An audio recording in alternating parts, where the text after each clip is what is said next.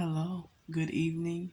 How are you guys doing? I hope that you are having a nice, comfortable, safe, healthy Friday evening, afternoon, or middle of the night, depending on where you are. Uh, I'm not sick or anything like that. I'm just lying down, relaxing, because I've had a long month. um, I want to talk to you guys, not from the safety of a pulpit or any other type of religious platform. You guys, anything that you know about me, I don't need a religious platform.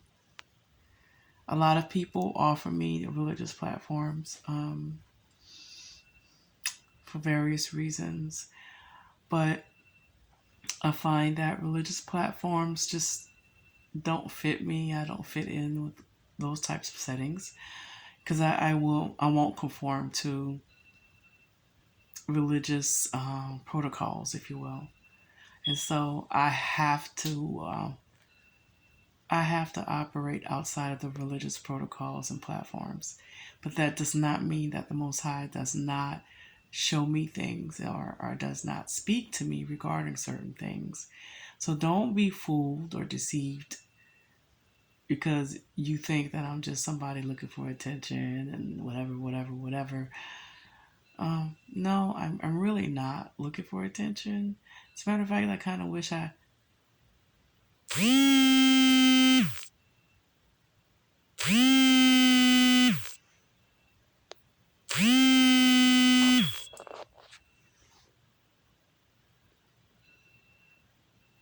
As a matter of fact, I wish that I didn't have attention, if you would. But it is what it is. The Most High is speaking, and I got to give you what He says.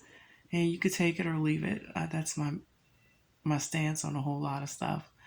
But basically, in reference to the mission trip that I just came back from the continent, it was very eye opening. It was very informational. It was spiritual. Um, it was very humbling because I got to see a whole different cultures at several different cultures, as a matter of fact, because I didn't just go to Lagos. I went to Enugu, went to Ebonyi State. Um, I was in the Calabar. Uh, so I went to like 4 or 5 different places in Nigeria in less than the month that I was there, and saw some similarities, but saw some definite differences between the cultures and the cities and the terrain and the landscape and the people and the dialect. Um,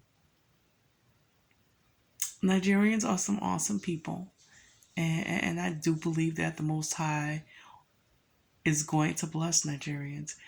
Um,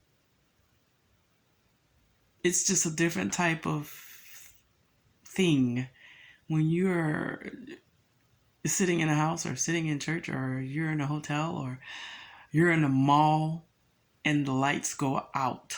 Yes, there are malls in Nigeria. There Spar, SPAR mall in the Calabar in Nigeria. There is a mall, an actual mall, like a mall. It's a literal mall. And the grocery stores are in the mall. The big grocery store, or there was a big grocery store. Look, it kind of was like a mini Nigerian Walmart inside of the mall where you can go and grocery shop. And the lights went out a few times, and so you could imagine all of the produce, the milk, meat, and what have you can go bad very easily because they have a really hard time keeping electricity on over there, which to me is, I don't know, I don't even know how to explain that, but rolling blackouts is a way of life in Nigeria. A lot of people, a lot of businesses, hospitals, what have you, hotels, motels, churches, residents, they the only way that they get stable electricity is if they use generators. They have to go and buy generators. And if you can't afford a generator, then you're at the mercy of the utility company in Nigeria, which I don't think really cares too much about getting the people the electricity that they need so that they can function and live, which is really, really disgusting and sad. It's like, are the workplaces, is the electricity this unstable there too? Um, but anyway, um, the apartment complexes aren't called apartments, they're called compounds. And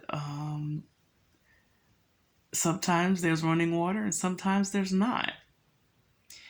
And most of the around in the proximity of the compounds are wells. There are these big black plastic containers where they store water, and people have to go and get buckets of water so that they can bathe, they can wash clothes, or flush toilets with, and they have to bring them into their apartments or compounds, their living quarters, and they bring buckets of water up the stairs so that they can, take care of their hygiene. Um, they sell little baggies of water, and the baggies of water, I was told when before I went to Nigeria, to not drink anything but bottled water. And when I got there, I was also told don't drink the bags of water. I did have a little bit because I was thirsty, and sometimes I didn't have access to get bottled water. And so I just said, well, let me try it. And you could taste the difference. I don't know where they got that water from, but I think that's part of the reason why I did get a little sick over there.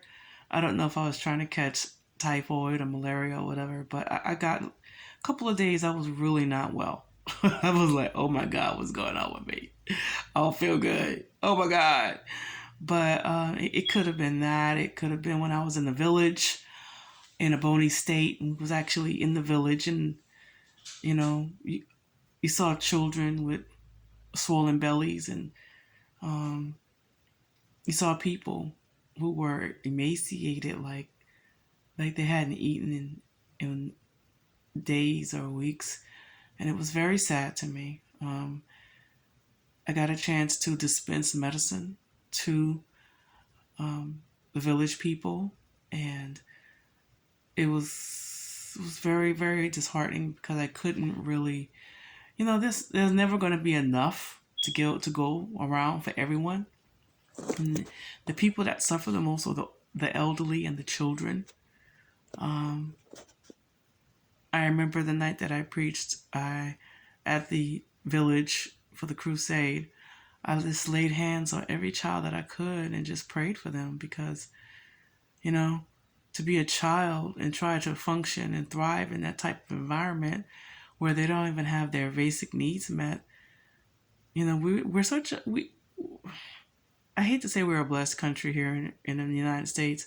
We have the means to take care of the poor here in America, but we don't.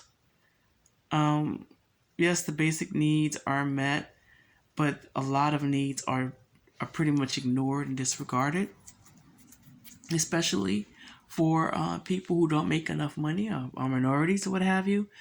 Um, and today, as I was in the dollar store shopping, more I posted something like this while I was out on the continent, that America is about to become Nigeria. America is about to become Nigeria. It's becoming Nigeria, as a matter of fact. Uh, and when I say that, in a lot of ways, Nigeria is better off than America because Nigeria has everything that she needs to thrive and succeed. There should be no poverty. There should be no sicknesses that kill people in Nigeria. When every resource that is needed to man is on the continent already, and that's not just hype. That's the truth. I've been to Nigeria.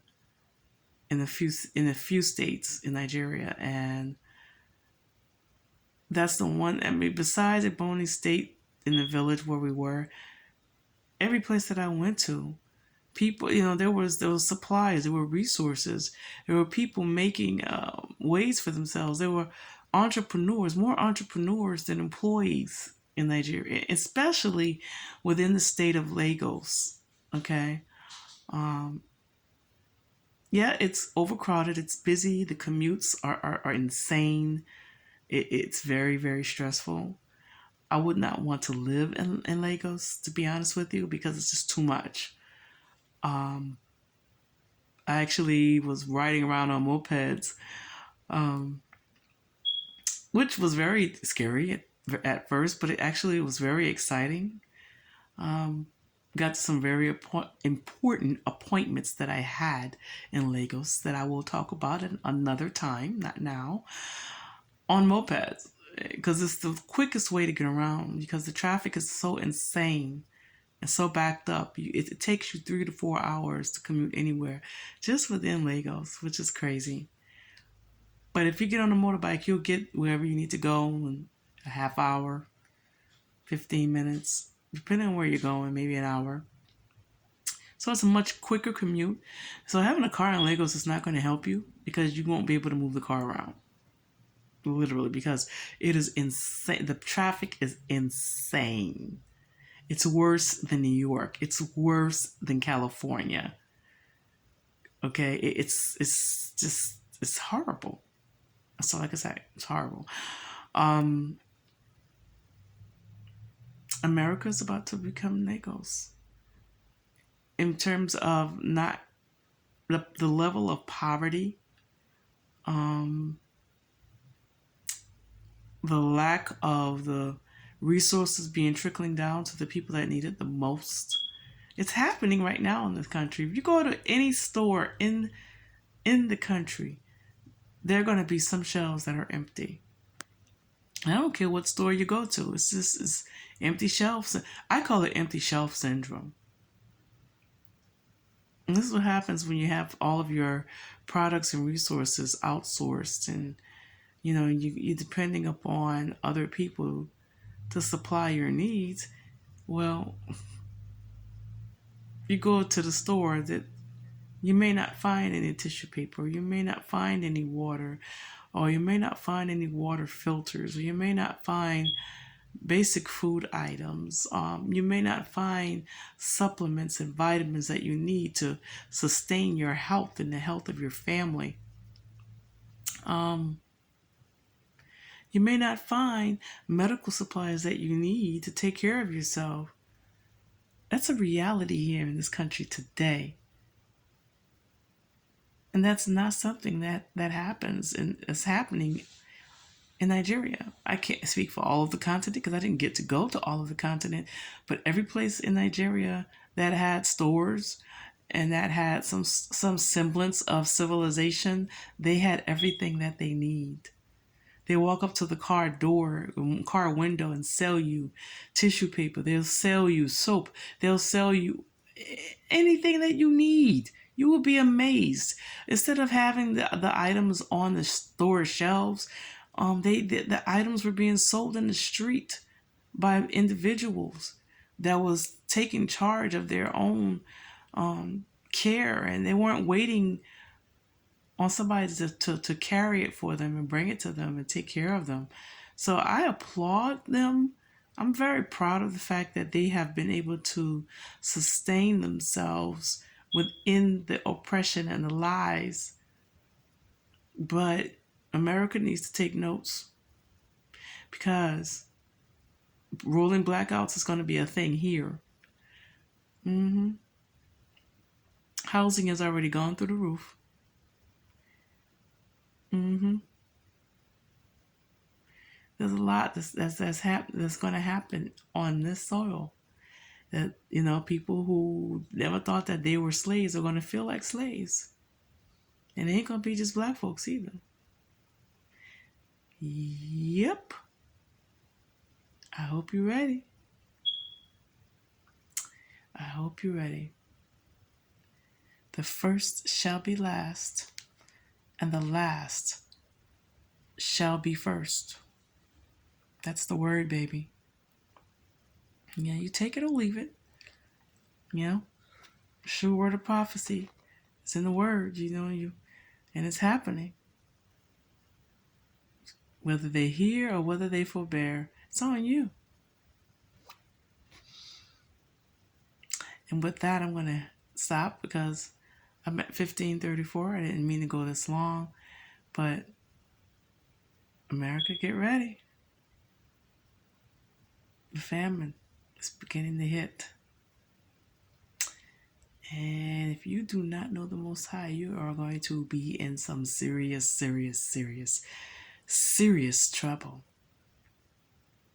This is not the time not to know Him for yourselves and trust Him with everything in you, in your color, in your bank account, and where you live, and none of those things are going to matter. All that's going to matter is, do you know Him? Anywho, you guys have a great day and be blessed in the name of Yahushua HaMashiach. Stay safe.